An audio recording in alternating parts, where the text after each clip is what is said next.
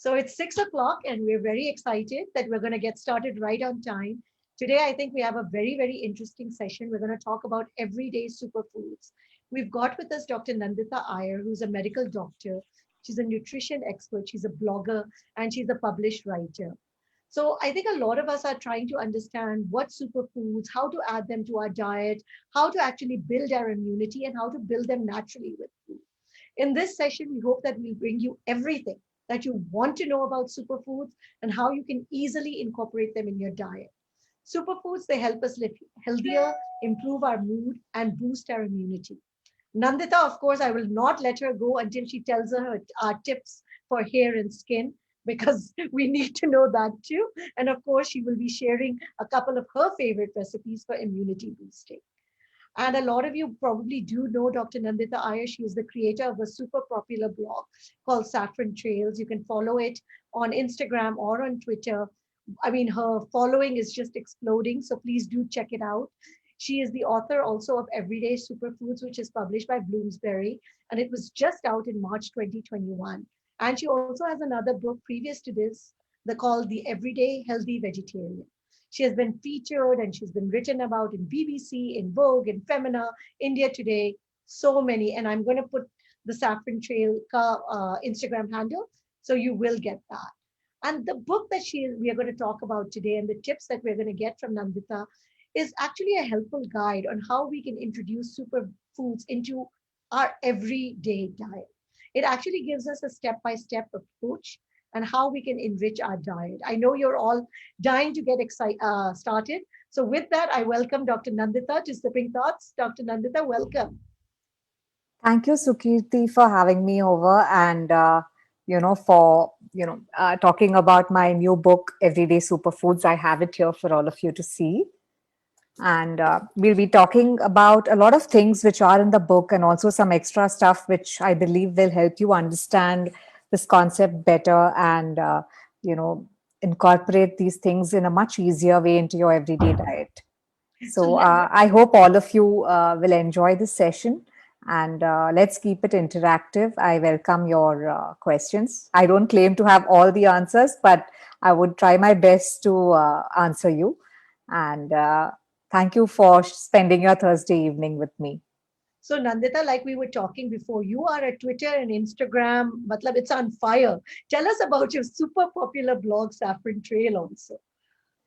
So, I much to contrary to what people think, I actually got interested in food and cooking quite late. I studied medicine and I studied MBBS, and then that literally leaves you with no time for any other hobbies or pursuing anything else. So I literally knew to make tea, and that's about it. I knew nothing else. And only in my late 20s, when I got a break from my work and I went off to US for a year, that's when I actually got addicted to this food channel called Food TV. And those days in India, we didn't have that much food coming on TV and stuff. This was in 2004, 2005. And I was totally amazed that there's a 24 by 7 food channel. And whenever I was free and I was bored, I would watch that. And in fact, that was my first step towards learning some basics in cooking. And that is like mostly pasta and baking, etc. And I had never baked before that. So I was just like experimental and I was trying out. And my husband was like a good guinea pig. He would support me in anything I cooked and he was willing to try. So that's how I started cooking actually quite late in my life. And when I came back to India, I continued trying out, new dishes and stuff. And because of my medical background, I'd also done a fellowship in applied nutrition. So I would try and apply those things in whatever I was cooking, my learnings and, the knowledge of nutrition. And because it was all an experimental cooking, I wanted to preserve it so that I can refer to it if I want to make the same dish again. I wouldn't know what went into it in the first place. So then I thought, let me just keep like a digital diary, which was my blog, which I started in 2006. So my blog is now 15 years old. And, funnily, I also get bored of things very quickly. But this one thing, I just kept at it. Like it's been 15 years. I post on my blog, and I got a lot of opportunities thanks to my blog, be it in writing, be it my books. etc. So it was that was the journey, and then I just kept at my blog, and the blogging led to more cooking, and the cooking led to more blogging. So it was like one feeding off another, and it just became like a hobby and a passion, and then it was something that I was totally immersed in. So that's how my blog got started, and I kept at it. And then afterwards, when like Facebook came up, Instagram came up, and just, you want to share your content to a wider audience, because there's no point if just me and my mom and my couple of friends are reading my blog. So then you do get on to different social media platforms where you find the audience for the content that you're creating. And that's how I got active on these platforms, mainly to showcase my blog content, etc. And yeah, so it's been like 10 years on Instagram, more than 12 years, or I mean 12 years on Twitter. And I've made like a good kind of community who's also interested in this kind of I'm mostly into vegetarian healthy cooking. And it's not to say that I don't eat stuff that's not I don't eat stuff that's always healthy, but that's my main thing which I try to follow in my day to day life. And I also help educate people and make them understand about the nutritive aspect of it, the different kinds of recipes that you can cook with these kind of ingredients. So So before I that's my journey in short. Before I ask Nandita, the next question is, what do you all understand of superfoods? So Nandita, why your journey into superfoods? Because your first book was really about vegetarian cooking, and now this one about superfoods. But I'd like to also hear from the audience, what do they think are superfoods and why they're interested in this topic? Yeah. So, see, when it comes to superfoods, these days, it has become a fad. And literally everything, right from like a water purifier to a shirt fabric to hand sanitizer, everything they are calling superfood, whether you're eating it or not. I just saw some like, a vegetable wash saying it has curcumin, antioxidant from turmeric in it. So, like, there's especially this pandemic driven thing, this has become more than anything else, such a marketing buzzword. And even brands think that they can charge double and triple because they have mentioned the word superfood, on their cover or on the packaging, right? So I think it's just that there's a huge amount of misinformation regarding foods in general, nutrition in general, and now even about superfoods. And it's studies have shown that misinformation spreads faster than authentic verified information, be it on WhatsApp or Facebook, whichever way. People share so quickly without even understanding who's the source, where is it coming from, is it scientifically verified what we are saying? Because COVID just brought out the worst, right? People are saying, you can take steam inhalation, you can smell garlic, you can do that, all kinds of random, like put lemon drops in your nose and crazy stuff. And people are, before they even read that message, they're going and trying out these things. And it's dangerous in many cases where people try out such stunts without even knowing what's the background. So even when it comes to superfoods and eating healthy, there is so much of information on the web, like YouTube, Instagram, where people who have nothing to do with science, they are promoting that, I did this, so you also do this. This is a miracle. Have this tea and you lose 20 kilos overnight. One such kind of information can actually be dangerous. Like when people say drink 5 liters of water a day, 4 liters, and you will see just like fashion influencers talking about, hey, drink 4 liters of water a day. But if someone who has even a borderline kidney problem who drinks 4 liters of water a day, he could literally die. So people don't realize that when they see any information and they follow that information which is pertaining to your health, you need to follow a verified source. You need to make sure that this is not just random information that's being spread on the internet. So I thought that why not come up with a well researched, having verified authentic information in a book form where people can trust what is written. It's not just a clickbait, and it's not something from promising any miracles or instant results, or saying that it will cure cancer or it will overnight make someone lose 10 kilos of weight. And that is not sustainable, that is not healthy. and that's not something you can follow in your whole life, and it's not safe in many cases. So I just, that was my whole reason of, in coming out with a book on superfoods, to provide genuine, verified, sustainable kind of an information where people can read, they can incorporate these, the knowledge into their everyday life and follow this, these kind of simple tips, simple information about our everyday ingredients. And even me, the first question I asked you, what should I be doing? Is there something I should eat for COVID so that I can boost my immunity? And I loved your answer for that. And Yeah. I would like to have that repeated. So, like, I did a post on what should you eat to like prevent COVID, or even if somebody's recovering from it. I had posted it on my Instagram as well as my other social media.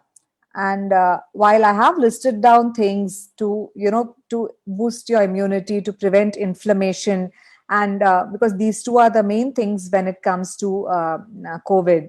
But also the thing to remember is that anything in the body is a slow process. You can't, like, say I eat 1 kilo of amla today and tomorrow I'm super immune to everything. You can't do that. It's a slow process, it's a gradual process, and it's a lifelong investment into good health, and not any miracle overnight cures. So if you're now worried about the third wave, you should start now and overall make small changes in your diet every day, so that and this is not just in preparation for COVID. There are so many, who knows, next year something else may come, right?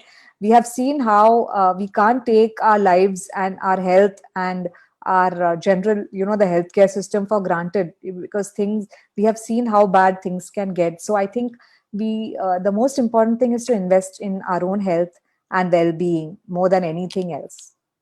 Now, with that, I know everybody is dying to get started. I turn it over to you. And Dr. Nandita will share her top 10 tips, and then we will open it up to Q&A. After the beauty part, of course. Sure.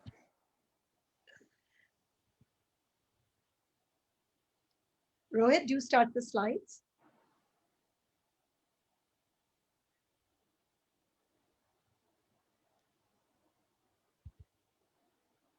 Yeah, so this is a quick kind of 10 tips that I have picked up from my book, Everyday Superfoods. You will be able to see this in much more detail, just one second. You'll be able to see this in much more detail, read about each of these things in my book, and we'll also share the link to my book in the end. But these are just few of the important things that I think you will like, and it's easy for you to incorporate even from today itself in your everyday life. And these are things which will keep you in good stead in the long term. So, like I said, I don't promise any miracles or overnight cures. So, these are all slow processes and good to incorporate in our everyday life. So, the first thing is, before we even jump to superfoods and what are superfoods, right? It's good to understand what is our relationship with food. And I would like you to type out in the chat box, what is your relationship with food?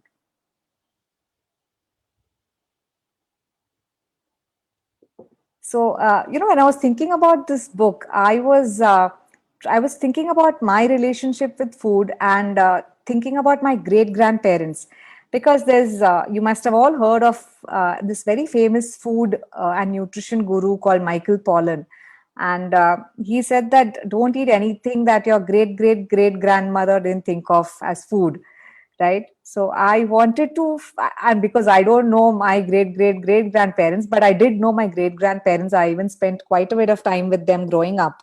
And I was just comparing what were they doing versus what am I doing. And I would like to read out this paragraph from my book, which compares my lifestyle with my, or our generation's lifestyle with our great grandparents lifestyle. So there are 5 things that I remember clearly with respect to them and food. Them as in I'm talking about my great grandparents. Meal times were sacrosanct. They stuck to the exact same meal times every single day, 11 a.m. for lunch and 8 p.m. for dinner. There was no multitasking while eating. Even though they had moved from their native home in Tamil Nadu to Mumbai in their early 20s, the everyday menu consisted of traditional Tamil style vegetarian food. They would hardly ever eat out except at family weddings or functions. They used to eat whatever was local, seasonal, and cheap. Food was cooked fresh using these seasonal ingredients, and the quantity was just enough for that meal. Lack of refrigerators in the early days meant that food cooked was never carried forward to the next day. The dishes were simple and frugal, money was tight, and wasting it on extravagant foods was never an option. Other than the odd biscuit with afternoon tea, that too happened in their 60s. Not much of what they ate came out of a packet. My great grandfather's favorite tea time snack was a small piece of jaggery with some raw peanuts. And in contrast to this, our present day relationship with food looks something like this. A screen is quite often a mealtime companion for the whole family. It's a common practice to feed toddlers by showing them their favorite cartoons so they can eat without fuss. We eat an overwhelming variety of foods and cuisines in addition to our traditional cuisine. Eating out and ordering in is no longer a special occasion thing, but it's a regular affair. We pride ourselves on eating foods from around the world, which is usually off season and expensive. We regularly eat highly processed foods far from their natural form. So, if you look at it, we are pretty much in contrast to what our great grandparents were doing, because we have the means, we have the resources, everything is available at the tap of your phone screen. So we have changed, coming from in the last 50, 60, 70 years, we have moved far, far away from what our ancestors were doing. So I don't need to tell you this, that there are problems in each one of these things that we are doing in our generation, right? So I want to talk about, how do you improve your relationship with food now that we have seen, we have taken stock of what are we doing in our present day. And let me just check on some of the answers that you guys have given. Eat when Okay, hungry. Would you like to read, Sukirti, any yes, of the so interesting Akash says answers? nourishment for the body and the mind. Tanuja says obsessive. Manjri says intense, love food. Lorraine says nutritious and tasty food. S. Behel says de-stressor. Nirja says just love food. Uma says eat to live, moderate amounts and balance of carbs, pro and healthy life. Shushma says keep me going. Lorraine says raw vegetables from the backyard. And Geetika says love affair with food. That's true. And food means so many different things. It's a means to celebration, it's a means for sustenance. It's also, in some cases, it's like medicine when you're looking at the nutrition angle of food. It's a comfort in like these COVID times, people have started cooking so much more, like YouTube channels and blogs are seeing huge spike in traffic because people want to learn, because they can't go out and eat. They're trying to make everything at home, and it's offering some kind of comfort and solace that, okay, I'm cooking some good food and I'm eating, because there's nothing else you can do. You can't step out, there's no entertainment outside. So it's different things at different points in our life, and it means different things to different people. So let's go on to the next slide. And how do we improve our relationship with food?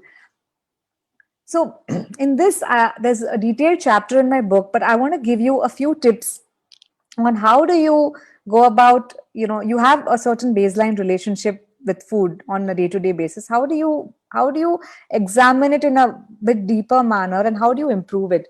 So the one important thing is to reflect and be aware, because without being aware we will not even know what steps to take. So the first step is awareness. The second step is acquiring some knowledge and understanding, like, which is why this session you're attending, and you're going to learn about superfoods, how to incorporate them in your daily diet. The third, of course, is like the importance of home cooking, and which always gives you the best possible nutrients, because nobody will cook for you the way you cook for yourself or your family. That kind of care, attention, making sure all the, it's a balanced diet, all the ingredients are fresh, it's hygienic, etc., right? So these are anyway basic things which we all know, but a few tips that I can give you is, one, if you, whether you want to lose weight, gain weight, or just become a bit more healthy, whether it's diabetes or hypertension, it's always good to have a start off with a food diary. Because when we don't make a note. We all think we are eating very healthy and we all think we are eating very little, which even in my case, sometimes when I even log what I'm eating, I realize, oh my God, I've been eating so much. But if you ask me, I say, no, I've not eaten anything. I eat very little and I'm eating only healthy. But that's when a food diary, it's like an honest, you put everything down, whatever you eat, drink. So, keep a record for 2 to 3 days, and honest record, because it's only to you. You're not going to post this on social media or share it with anybody. So be honest and put down everything that you're eating and drinking in a day, and you will be able to examine. And the important thing is, each time you eat something other than your main breakfast, lunch, and dinner time, if you're eating a snack or you're drinking some beverage or something, just spend a second to understand the emotional trigger behind this. So in my book, I've given like a small table where you can actually write in your food diary the food and drink, the source, whether it was cooked at home, whether it came from outside, whether it's a processed food from a packet. And the third column is why. So that why is the emotional trigger. Were you hungry? Were you bored? Were you just thirsty? Like if I'm suddenly craving for some chips, if I just go and drink a glass of water, if it satisfied my hunger or whatever that craving was. Am I audible? Someone Yes, is saying, you are. Yeah. Just okay. checking. Okay. So you just need to find out whether you're actually hungry, or was it just thirsty, bored, angry, upset? What was your mood like? So that also helps identify that emotional trigger. And maybe instead of food, you can, replace that with something else, like maybe wash your face, go for a walk, or watch like a small video on YouTube. So divert your mind so that you're not seeking food as the solution to every such trigger. So that's the second point. The third thing is, when you make a list of your foods that you're eating in your day, you will understand how much is cooked at home, how much is natural form, how much is processed. So this way you should try and cut down the processed food to the minimum and try to replace those with other healthier alternatives. So that's the third way to improve our relationship with food. And the fourth thing, of course, is mindfulness, which you all must be hearing a lot about. So if you can tell me, what do you think about mindful eating? If you can just type out one word that comes to your mind when I say mindful eating, you would love to see your answers. Meanwhile, I will tell you what I'm going to tell you about mindful eating here. So Ambika says healthy, Okay. sensible, slow down without distraction, choose Kash is well, very use true. all the Yes. vegetables, Consciously. eat consciously, choose slowly, no screen, savor the food, Very true. Savoring. Very true. conscious of what we're eating. Eat slowly and intentionally. This is so true. I will give you a simple example. Sometimes, after we've even finished our dinner, we are watching something, say, late on TV or like your Netflix or whatever, and you bring some bag of chips or something. And, at the end of it, it's not wrong to eat chips, but have you even enjoyed that? And have you if I may ask you what flavor you ate, that also you may not know, because you were just eating so fast and you were not aware of what you were eating. So even if you're having junk food or processed food, eat it consciously, eat it mindfully, know that you have eaten it, so that tomorrow you may not continue that trend. You will take some steps, you'll eat more fiber, you will eat more protein the next day. It's not about feeling guilty or anything, but whatever you're eating, eat it consciously. And that whole why, that emotional trigger, so be in that moment, and just before you reach for that cookie jar or the chips, ask yourself, why am I eating this? Am I actually hungry? Do I really need this? Okay, so that's important. And sit down to eat, whether you're eating one fruit or a few nuts or some chips or anything. Sit down and enjoy your food, whatever it is.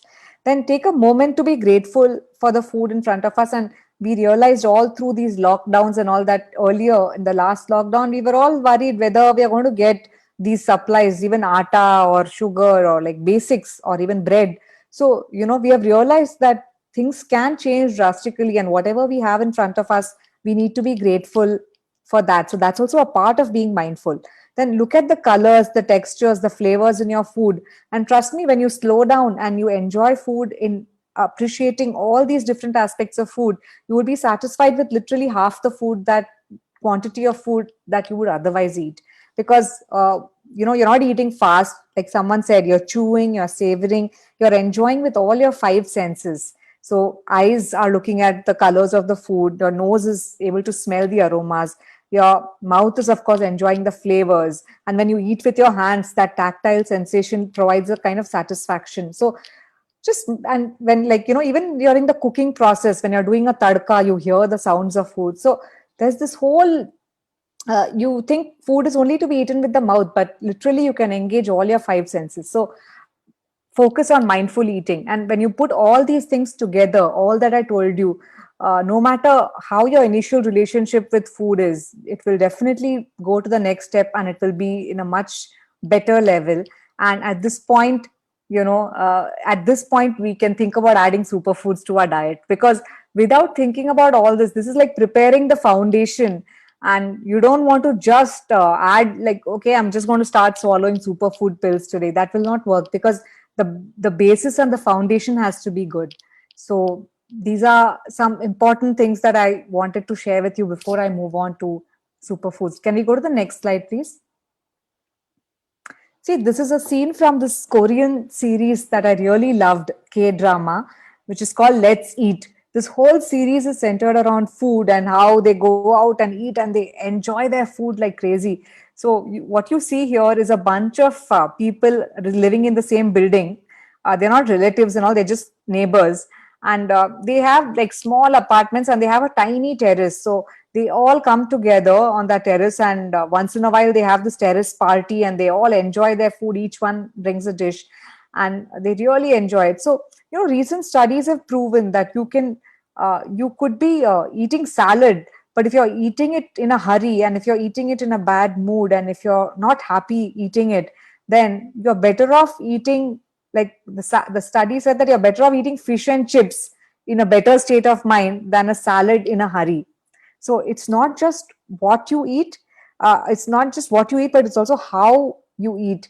Like, it has been proven beyond belief. So whatever, even the mindful eating comes into play. So sitting down, eating with your family, keeping like a nicely laid out table, bring out your best plates and bowls. You don't have to wait for any guests, because I don't know for how long no guests are coming to our house. So keep it for yourself, enjoy the best cutlery, and and once the pandemic is over, practice social eating. Like, make sure, don't think of anything fancy, but even your day-to-day food, call in some neighbors, do a potluck, and this kind of feel good eating will make sure that you're eating in that state of a good state of mind, which also matters a lot, as compared to just because everyone knows what to eat, but we need to practice on how to eat. So, with these basics out of the way, I will take you to the next slide. Um, so, quickly, can you just tell me one word when I say superfood? What comes to your mind? Just share the first thing that comes to your mind. Okay. Oats, Okay. nutrition, I don't mean ingredients. You can also share a thought that, millets, health. The healthy, other one, beneficial food, foods. ginger, super nutrition, required food for the body, energetic, sprouts, garlic, great skin, nourishment, healthy gut, microgreens, Nice. So I'll move on. avocado. All of you have something nice to say and very relevant. Rohit, you can stop the screen share for now, and you know we can come back to it in the next slide. So, see, superfood is nothing but ingredients of foods that are concentrated in vitamins, antioxidants, both or one of these two things. And it's like saying that for 1 gram of food, you're getting the maximum, bang for your buck, and you're getting maximum nutrition from a small quantity of food. Instead of things like, say, rice, you have to eat a lot to get a certain concentrated nutrients. So these are the foods which, even if you eat in small quantities, you will get a bigger benefit. So it's like paisa vasool kind of thing, if look at in colloquial language. So the things that now, see, because every food comes with a superfood label, and you need to understand what are the superfoods you want to choose in your daily diet. One, these are the important questions that you should ask before you consider anything a superfood. Is it easily available? Now, if I go to Google and I search what are the top superfoods, mostly all these US based sites will come and they'll say first you eat blueberries. Now blueberries, 100 grams of blueberry costs some 300 or 400 rupees. So how is it fair to tell people that, okay, this is your everyday superfood, you should include in your diet every day? One, you may not, you will only get it in some niche supermarkets.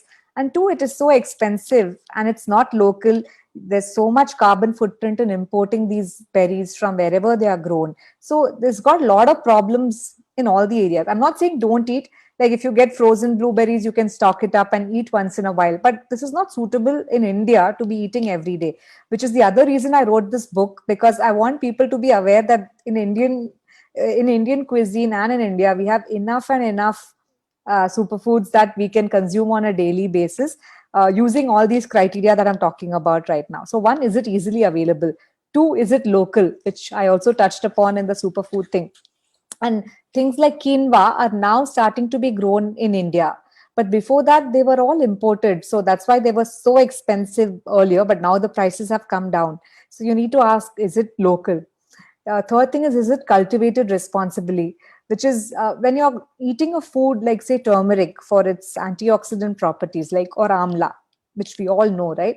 But if it is grown in an industrial manner with a lot of pesticides and chemical fertilizers, is it really worth it? See, you're taking a food as a medicine, and shouldn't that be grown in the best possible way so that it will carry that nutrition that you want to include in your diet? So especially superfoods, try and buy organic wherever possible, or at least make sure that it's not it's pesticide free, or whatever best way you can, because you want a small quantity and you want to make sure that it is the best quality. Then four, is it seasonal? Because a lot of vegetables which are not in season, when you get it, they are either imported, or they are grown in greenhouses, or they are grown off season by adding a lot of pesticides or fertilizers. So you want to make sure it's in season. And how do you know something is in season? You will find that the prices are really low, and especially if you go to an outdoor market. Like, I've lived in Bombay all my life. I live in Bangalore now. So in Bombay, I used to go shopping in the outdoor markets, and there will be heaps of this particular food. Like if it is orange season, this guy will be having like a truckload of oranges on his, that ground where he's sitting. So you understand when you see that this is what is in season. And so is it in season? Like, I would not recommend you eating a mango in December or something, even if it's available, because it might have just sat in cold storage for the longest possible time, or it's artificially preserved with whatever chemicals, right? The fifth thing is it affordable? Because when I'm talking about everyday superfoods, I want you to focus on things which you can easily include in your daily diet and not break the bank and just going after one particular very expensive ingredient.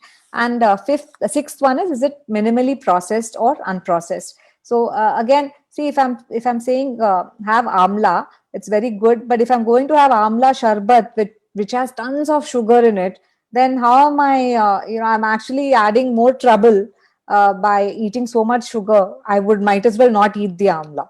So make sure that you're eating it in the least processed form, right? So these are everything about superfoods. And a few other things that I want you to remember about superfood is, don't believe when anyone says this is anything miracle and it will change your life overnight. This is like very slow investment into your health, and you need to follow this over months and years, and then you will have a lifelong benefit. But don't expect anything overnight. And if your overall diet and lifestyle is bad, if someone is a heavy smoker, drinks a lot, doesn't exercise much, doesn't sleep well, then superfoods are not going to rescue you from all of that. So it's superfoods in addition to a good lifestyle is what helps build your health and your wellness. So make sure that when you're spending so much thousands of rupees on eating good superfoods, and also focus on little things like sleeping, sleep hygiene, making sure you get enough sleep, drink proper water, don't eat so much sugar. So all the things that you already know, but you need to follow those things in your everyday life as well, so they don't rescue you from a bad lifestyle. Three, they are not calorie free. So even if I say that, okay, some people say, okay, it's extra virgin olive oil, I can take as much as I want. But that's not the case. It is healthy, but they also count as calories. So ultimately, it is going to get stored as fat. So make sure that everything in moderation. Okay.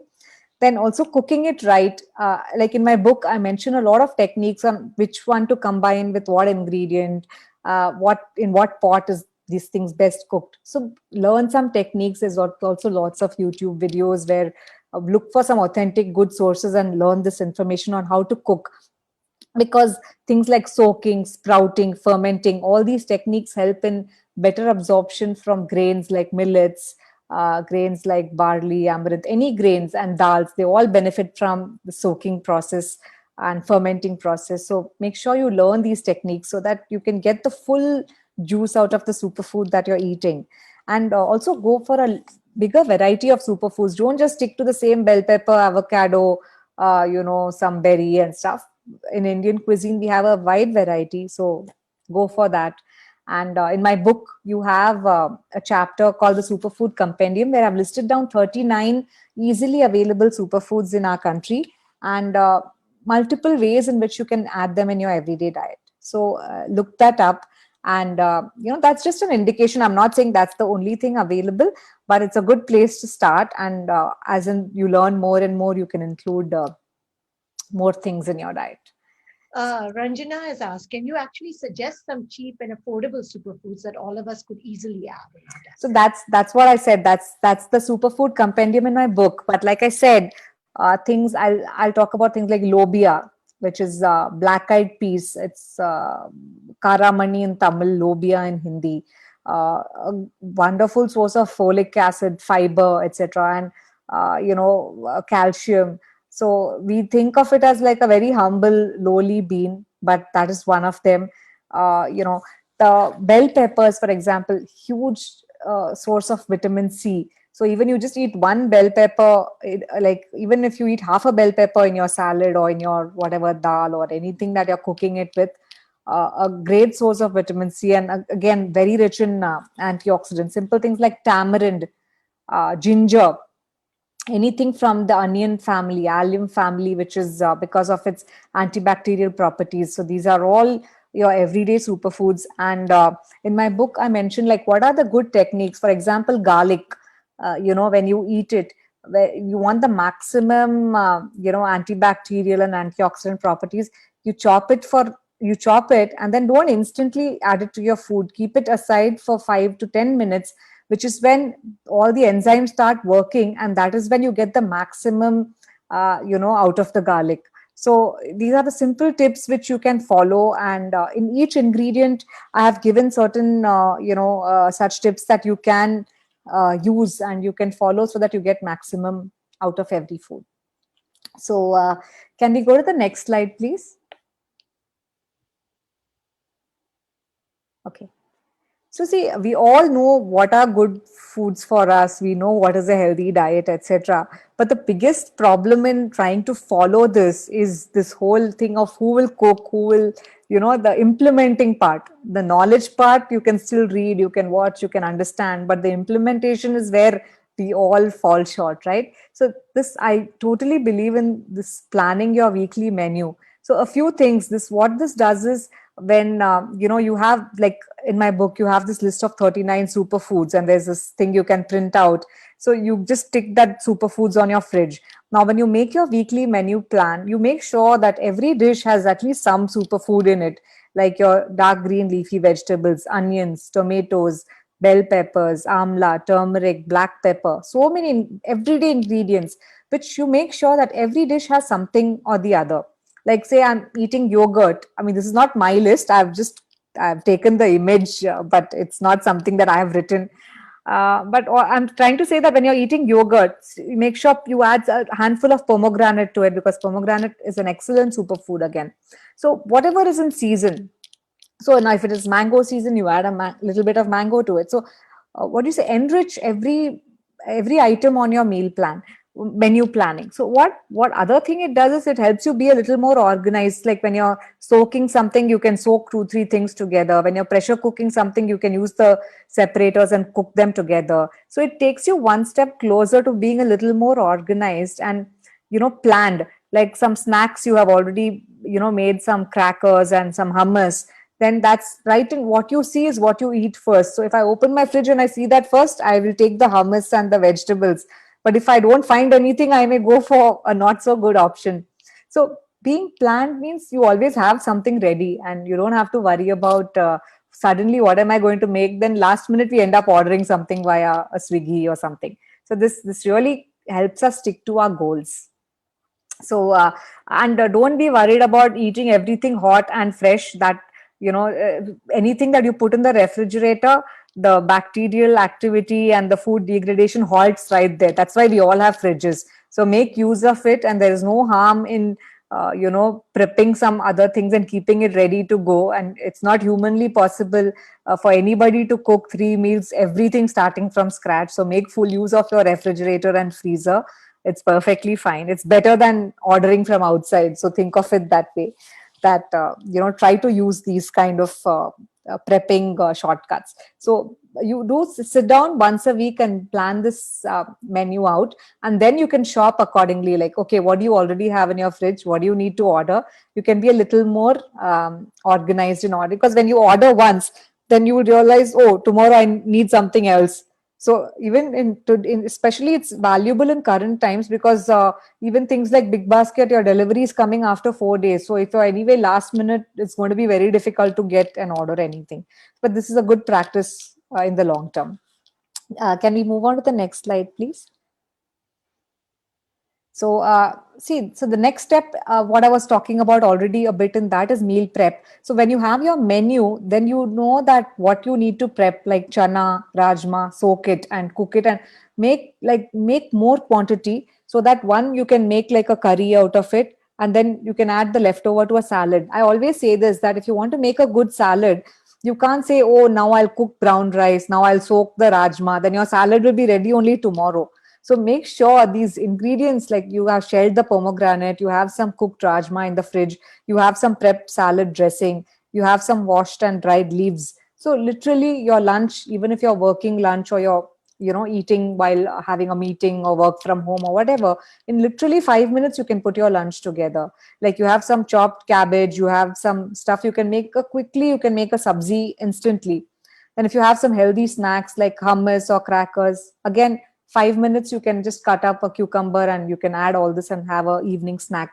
So this knowing, having all the knowledge of superfoods, but this is the implementation of it, where you meal prep. So I have a recipe section in my book which has 60 recipes, and the first 15 recipes are all meal prep. Like, things like brown rice, they take longer time to cook. So why not make bigger quantity and keep it in the fridge, and then you add it to different meal components. You can have it in a salad, you can add it to a soup, you can have it as a part of dal rice. Now in Indian cooking, we tend to think that, okay, that rice we only eat with dal, or don't have such fixed mindset. We can always mix and match and make our own kind of dishes. In like some foreign restaurant, if they say it's a rice salad, you'll say, wow. So then why not just make it yourself at home as well? I'm just seeing that question about, doesn't it decrease nutrition in cut vegetables? You can cut and put it in the fridge in a sealed airtight container. Nothing will go wrong. Only thing, don't wash after cutting, because then the water soluble vitamins get washed away.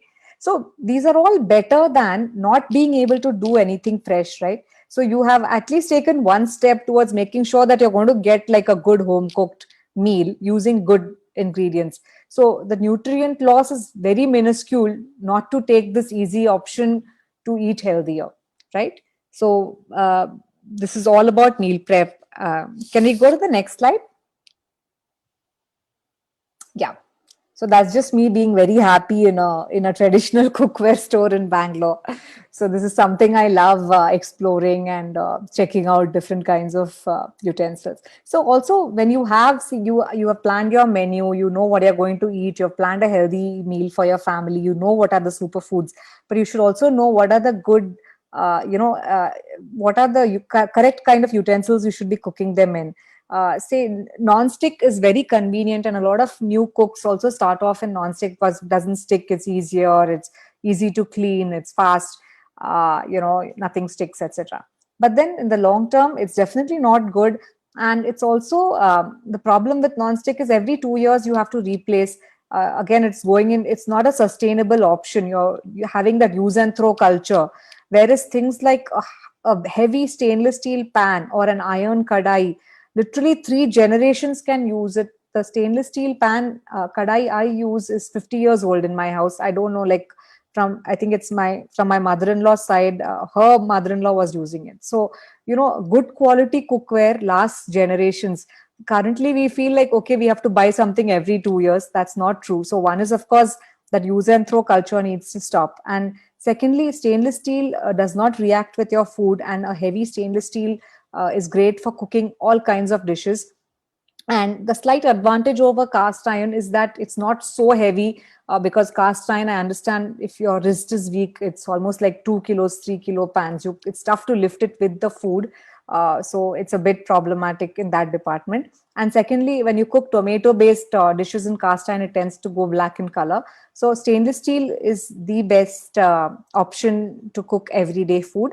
And some people say it sticks, etc. But two things: buy a heavy tri-ply stainless steel, and make sure the pan is really hot before you start cooking. If you put food in a like a moderately hot steel pan, it will stick to the pan.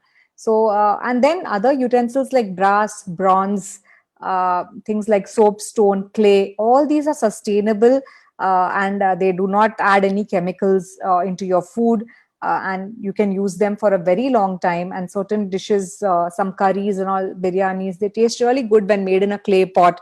It adds its own flavor. So try and I'm not saying throw away all your stuff and buy new, but slowly, whenever you're thinking of buying new, look at an option which is safe for your food and which will stay for a very long time. So I've dealt with this whole thing in a chapter called Getting Practical with Superfoods, where I've talked in detail about everything with respect to cookware. I have limited time, so I'm not going into that much detail out here. Can we see the next slide, please? So this is another thing that I talk about, where, see, in your menu plan, you have planned out certain things. And in this way, you have the superfood swaps where you can easily replace something that is not so healthy with a healthier ingredient. And that way your overall diet automatically becomes healthier. Uh, I'm sure Sukirti will share a recording with you so you can look at it in detail. Or if you follow me on Instagram, I'll share this sheet in stories, so you can go and check that out and see how you are faring and what you want to replace in your things. So can we go to the next slide, please?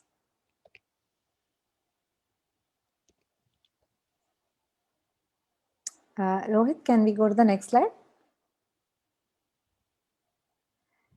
Okay, so now that you've understood all this, with all your knowledge of superfoods, so in my book, I've discussed about how you can make your own recipes. You don't have to really follow, what others are doing. But given what you like in your family, what people like, and what ingredients you have at home, you can easily make your own kind of smoothies.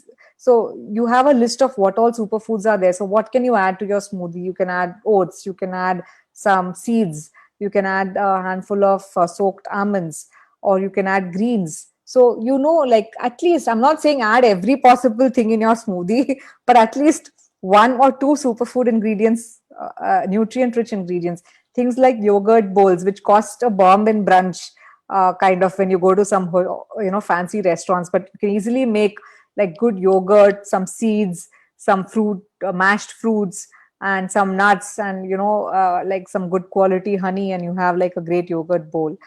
Then you can bake your own bars, your porridge mixes, laddus, which popularly everybody's calling energy balls, but I prefer to use the traditional name. So yeah, they give you energy and they are round, but let's just call them laddus. And things like soup, salads, you can create your own mix and match recipes, and let nobody tell you that this is not a good combination. If you like it, it's good. And as long as it has a couple of superfood ingredients, it's great. So can you go to the next slide? Okay. So to sum up everything, one, just be moderate, and when people say that is the best thing, and that is the most evil food, and that is the best thing, there's no such thing. It all depends on how we are eating it and how we are incorporating it in our diet. and there's nothing that's evil and nothing that's a miracle, and it's all the clickbait of the internet that gives them these labels. So you use your own knowledge and your own understanding and what your ancestors have eaten, go by that, and don't believe any of these kind of very radical information on food. Second most important thing, eat a little less. Again, when we are eating mindfully, we'll automatically do this. And I heard this very interesting sentence in a podcast, that don't wait for the party to get over to leave. So you leave the party when there's like 30 minutes left. Similarly, you leave the table when you're 80% full. Don't wait until you're feeling completely stuffed and you can't even get up, and then you get up from your table. So make a practice of eating a little less. See, suddenly if you say, okay, may eat half of what you're eating, that's not possible, but you can always reduce your quantity by a little less. Then the third point, eat a little slowly, and that way you get to enjoy your food more. And then you all know that the stomach to brain, it takes 20 minutes for your brain to register that your stomach is full. So if you're eaten itself within 5 minutes, then there's no way of any communication happening between your stomach and your brain. So eat slowly. So you will realize when you're getting full, and you will stop before time. And you can follow that second point that I said. Fourth, eat socially. And like I said, that how you eat versus what you eat. Of course, in current times, it is difficult, but to whatever extent possible with your family, and make it a practice once things are better, that eat in good, happy circumstances with friends, family, be more social with your food, and eat a larger variety of fruits and vegetables and grains, etc. Don't just stick to the same old two or three things. Try out new combinations, and don't just go for set, like in Indian food they say with this sabji you can only have this dal, and don't follow those rules that just restricts you. Be more open to trying out different combinations, and that'll help you incorporate a lot more superfoods in your diet. And we are at the end of our talk. And there's my blog, saffrontrail.com. Of course, I would love it if you bought my book. And you can contact me on Instagram for any queries that you may have about my book, or anything that you need a little more clarification on. And on my Instagram, on IGTV, which is a series of videos, during the last lockdown I did this 14-part salad series, and each episode is around 45 minutes long. So it's literally 45 into 14 episodes, where each episode I talk in great detail about different aspects of salad making. So you can follow me on Twitter, Instagram, and Facebook on Saffron Trail. And Sukirti will share the link to getting my book. And we have a special discount code as well, which Sukirti will share with you guys. And you'll get an extra discount, beyond what is available on Amazon. So that sums it up. I'm sorry. I hope I think I went beyond time, but I tried to be a bit concise, but just went ahead of So, time. one question before we open it up to audience questions, and I hope we can go a little bit above time if that's okay with you, Nandita. Sure. We have a lot of questions. Any superfood that's amazing for beauty, skin, and anti-aging? See, so one thing about hair and skin, anything that you think of putting on your face or your hair, like yogurt or avocado or fenugreek or something, or egg. Please remember, it's better if you eat it than putting it on the external surface, because the food that goes into your body is going to have a better impact than what you put outside your body. So it's definitely the first thing to improve your hair and skin is via food. So, and the second thing that I want you to remember is that a lot of deficiencies, be it like thyroid, be it zinc deficiency, be it vitamin D, all these before they affect the internal, they first affect our skin and our hair.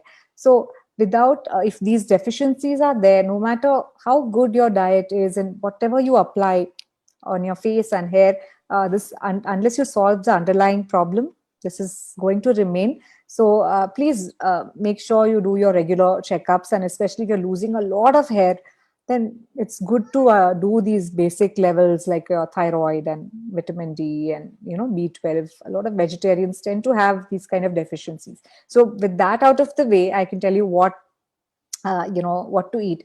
One, for skin, vitamin C is the number one nutrient because collagen, which keeps our skin in this good shape, and as we age, the collagen goes down, and which is why the skin just falls down and we get wrinkles and stuff.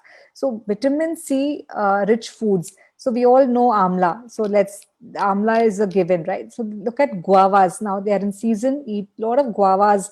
Eat, like I said, bell pepper. People don't realize it's super rich in vitamin C.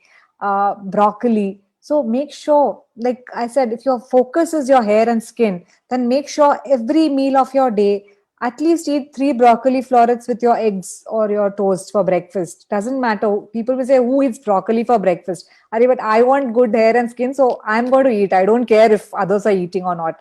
Or cut off one guava and eat for your breakfast. So if that should be your focus, if you really want good hair and skin, then these foods you should include in your every meal. You don't care if a guava is good in a smoothie or not, just add it. Okay, so first is vitamin C rich foods for collagen. Vitamin E, the second most important vitamin for your hair and skin. What it does, it prevents sun damage, okay, and it also repairs the damage. So you our skin and hair is constantly regenerating. So these help in the regeneration, right? So what is good? The nuts and seeds. So toast, just mix all possible seeds that you can find, like sesame, flax, chia, sunflower seeds, pumpkin seeds, melon seeds. Take a handful of everything, toast it nicely in a pan, and fill a big bottle and keep it in the fridge. Who cares? Even on your dal rice, you can add like 1 tablespoon and eat. Like I said, if that is your focus, then don't bother if that is the rule. Just you add it because it's good for you. Add it to you on top of your smoothie for breakfast. Lunch, dinner, if you're eating a salad, put it on top of your salad. So if you go back to my salad picks, every salad will have this toasted seed mix. So this is excellent for vitamin E, right? Then third most important vitamin, vitamin A. What it does is elasticity and youthfulness of our skin. Vitamin A is very important, and it's very simple and easy to understand this. All orange colored, yellow colored fruits and vegetables. Okay, so be it papaya, be it oranges, be it pumpkin, be it yellow bell pepper, orange bell peppers, etc. All the orange colored and yellow colored fruits, because these contain beta carotene, which go into your body and get converted to vitamin A. Okay, quick question. Is it important to toast the seeds? Untoasted seeds are very chewy. They stick to your teeth. They don't have that crunch. And, toasting just helps you. So don't toast huge quantities because, you want to toast in smaller quantities. There's a detail in my book as well, the difference between toasted and untoasted. So make sure whatever you're making will be finished in 1 week or so. Don't keep it for too long. Now, Okay. question for you, Nandita. How a lot of people have asked this, how much nuts should we eat in a day? 1 ounce typically, which is around 30 grams, and literally a small handful. Okay. So if you're eating almonds, then soak around 10 almonds for your day. Seeds around 1 to 2 tablespoons is fine. Okay. Now, the next question that a lot of people are asking, I just have two more things to go to finish this hair and skin, and then, so that people can get all of it in one go, and then we can talk. So I talked about vitamin C, vitamin E, vitamin A. Then the fourth most important thing is lycopene.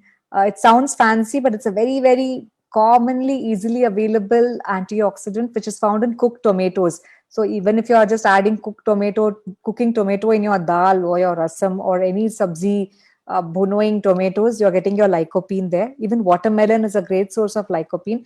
And the thing, like many people think only raw vegetables have all the good quality nutrients, but in lycopene, it's better available in cooked tomatoes than raw tomatoes. So that's the advantage in our Indian cooking. When we cook a lot of tomatoes for our gravy, we're getting lycopene. It again gives you very youthful skin. And just two things for hair. One, you need to look at the protein in your diet. A lot of vegetarians think, I eat dal, I'm good. But you're cooking like half cup dal for the full family, and you can understand how much protein you're getting from that small portion of dal. So be again focused on increasing your protein intake in your diet, be it beans, legumes, eggs, dairy, lean meat, cheese, tofu, whatever it is. Make sure your protein intake is up there, and eggs, if I missed it.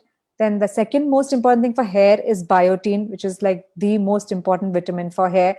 It's again available in eggs, cauliflower, even in tomatoes, mushrooms, and almonds. So again, it's not difficult to find one ingredient that you can include in your diet. So this sums up skin and hair, and trust me, because it takes around 30 days to regenerate here. So for 30 days, if you follow a diet with all these ingredients, one or two ingredients every day out of these lists that I gave you, in 30 days, you will definitely see a difference.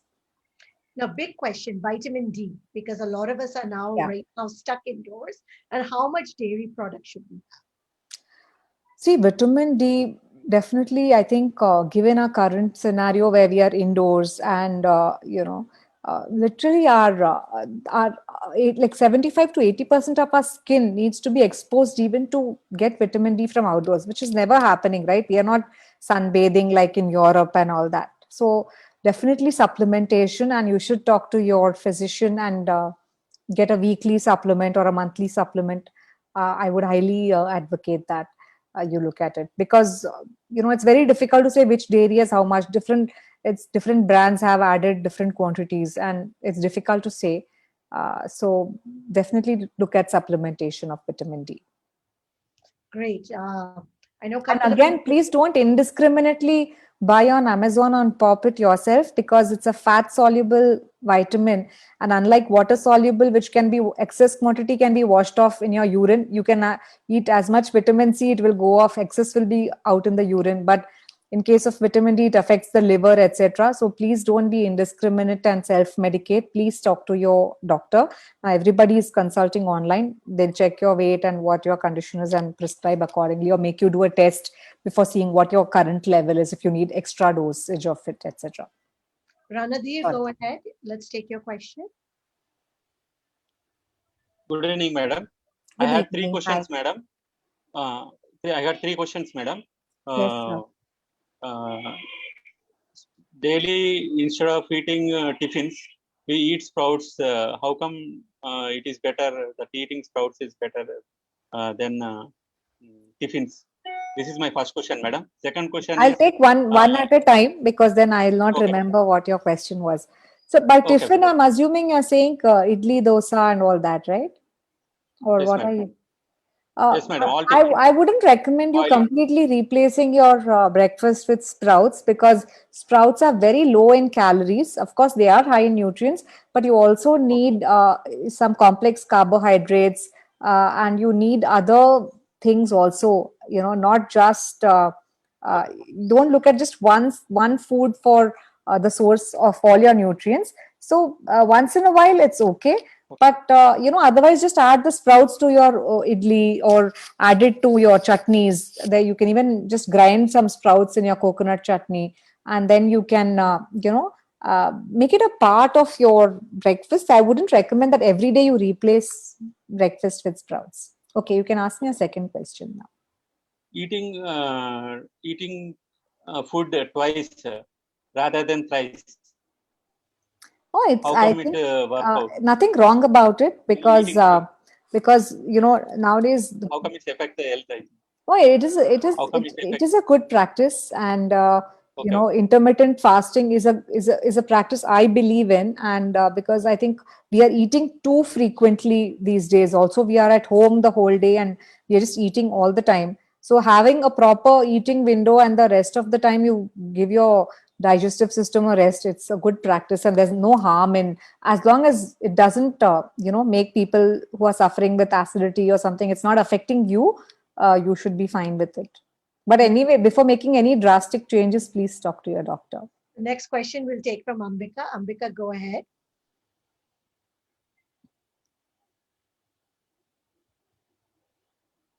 Ambika, go ahead. Yeah. Yes, ma'am. Thank you. Thank you, ma'am. It was a nice session. We Thank you, have learned Ambika. a lot of things from you. My question is like, ma'am, they are telling like along with the food, like while we are having breakfast or lunch, like we should not add fruits along with it.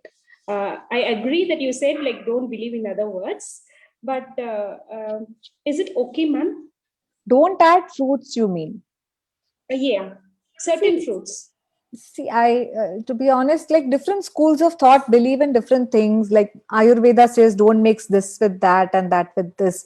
But, unless something is scientifically proven that a certain fruit is going to create a problem when mixed with something else, I personally don't believe in it. But at the same time, I'm not anti those who believe in it. So if you think you're skeptical about that, then eat a fruit in between your meals. But eating it with the meals definitely prevents sugar spikes during the day because fruits are fructose, which is sugar.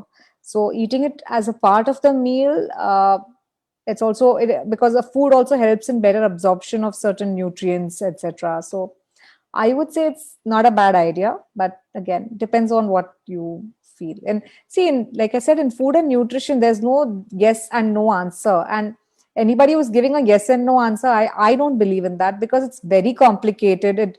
It depends on each person's own constitution, and it varies so much from person to person, from scientist to scientist. Everybody has a different opinion. So just be moderate, follow what works for you, and don't think so much about these specific things. Preeta, go ahead. Yeah, hi, Nandita. Hi. So I wanted to understand the use of whey protein that is being encouraged now. So my son is 20 and he does work out and uses quite heavy weights and things like that. So there is always a debate whether he's getting enough protein in his diet, though he eats healthy and eats his 2, 3, 4 eggs probably sometimes. So what would you say? Is it good, advisable? It's not bad. And like I said, this good and bad question, it's not my favorite kind of question because in nutrition, there's nothing binary. There's nothing yes, no, good, evil, etc. It all depends on his constitution. And one thing I would say for sure that without having like a basic medical health checkup or something, not to drastically increase protein requirement. Usually it's like 1 gram per kg. But if someone wants to build huge like muscles and doing a lot of workout, and I do see a lot of people having that, but you just need to make sure that you're not overdoing it. And for that, what is overdoing and what is not overdoing is best known from a basic health checkup and by your physician. So there's nothing wrong. There are so many brands, so many people have them, and it's not dangerous. But you need to know what the right limits are, and overall what is the protein consumption in a day. So that's what it Yeah, is. go ahead. Thank you. Thank you. Okay.